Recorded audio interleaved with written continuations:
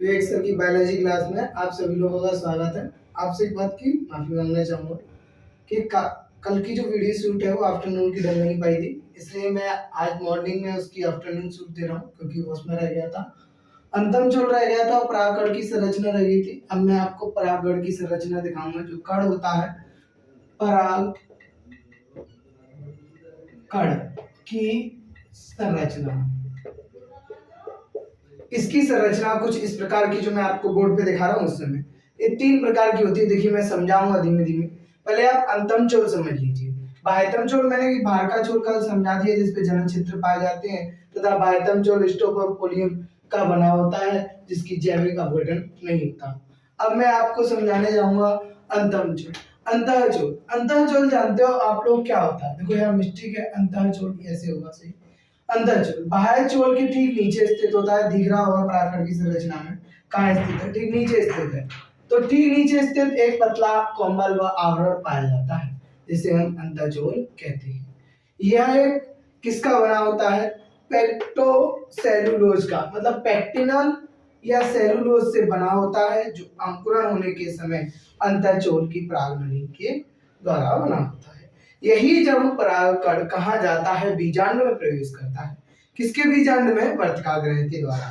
जब प्रवेश कर नीचे जाता है तब देखिए क्या करता है।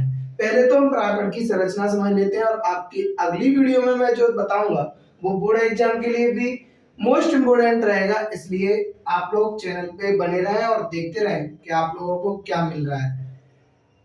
तो ये याद रखना, पहली तो ये चीज जो मैं उठा रहा हूँ परागकण की संरचना, ये तुम्हारे लिए इंपॉर्टेंट है। इस बार बोर्ड एग्जाम में परागकण की संरचना इतनी इंपॉर्टेंट है जितने के लिए आपके लिए और टॉपिक मैंने दिए थे। देखिए जैसे परागकण है उसमें जनन छिद्र, बाह्यतम चोल, स्टोपोलिन। देखिए तुम्हें डायग्राम से ही परिभाषाएं याद होंगी। कैसे होंगी? थोड़ा थोड़ा बस डायग्राम में याद रखिए। जनन छिद्र याद रख लिया, ठीक है। बाह्यतम चोल स्टोपोलिनियम का बना होता है। किसका बना होता है? स्पोटोपोलेनिन का बना होता है। जैविक अपघटन नहीं करता है, अर्थात ये इसको किसी के द्वारा तोड़ा नहीं जा सकता। आप लोग याद रखना, मैंने कल की वीडियो में अच्छे से एक्सप्लेन किया है। आप पिछली वीडियो को देख सकते हो, नहीं तो आपको लिंक डिस्क्रिप्शन बॉक्स में मिल जाएगी।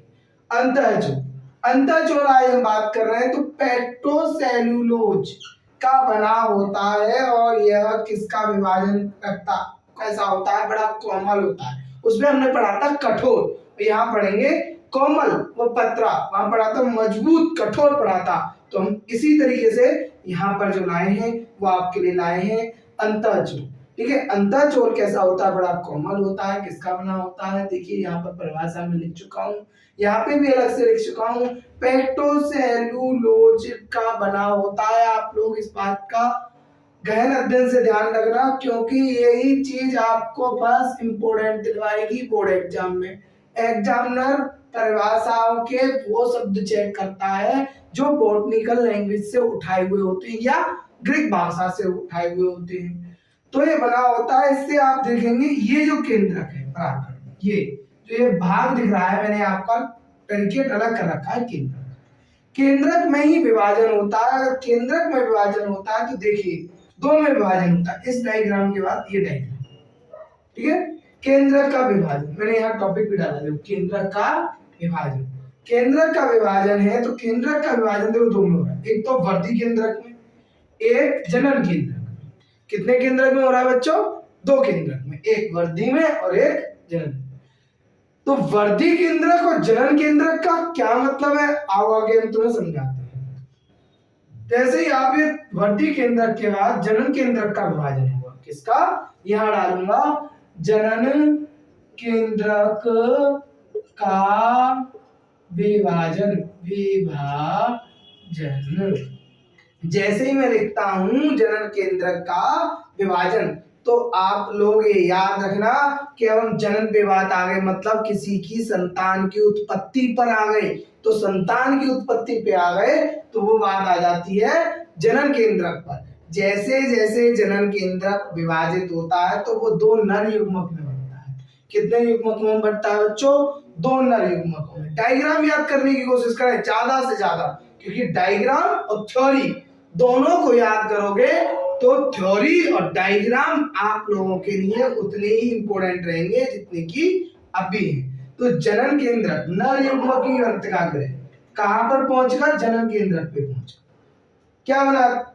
जनन केंद्रक द्वारा बन जाती है तथा परागनली से बीजांड पे पहुंच जाती है। यही विभाजन करके कहां पहुंचता है? बीजांड पहुंचता है। बीजांड की संरचना आपको अगली वीडियो में मिलेगी, वो कल की मॉर्निंग वीडियो में आप देख सकते हो। उसमें सिर्फ मैं आपको डायग्राम समझाऊंगा, उसके बाद आपको आपके लिए डेफिनेशन में बता दूंगा। पहले आप उसका डायग्राम देख लें या इसकी डायग्राम देख कर परिभाषा याद कर लें, परिभाषा देखकर डायग्राम याद कर लें। दोनों ही एक दूसरे से रिलेटिव हैं और ये याद रखना, जितना आप दोनों इन चीजों को याद करोगे और लर्न करोगे उतना ही दोनों वीडियो का मिक्सचर आपके लिए इंपॉर्टेंट रहेगा। आज की बायोलॉजी क्लास में वेग सर्किल में इतना ही। और वीडियो को अच्छा लगे तो लाइक करें, शेयर करें, सब्सक्राइब करें।